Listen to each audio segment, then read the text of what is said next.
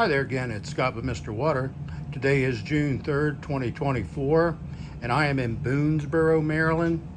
What I did for this customer is I I did quite a bit of work actually. I repurposed that tank right here. This air injection tank was a mineral tank with a backwashing valve and carbon. The customer had a chlorine injection system installed. That's where it was installed.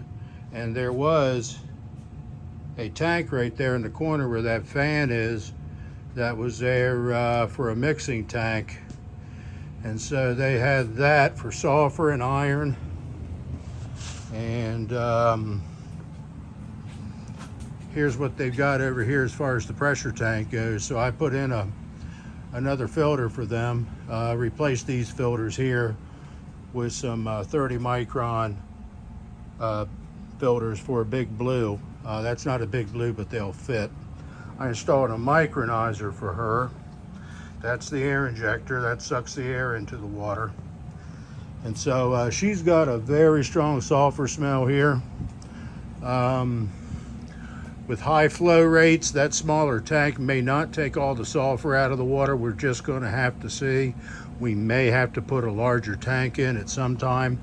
Not really sure. I think she's going to be okay.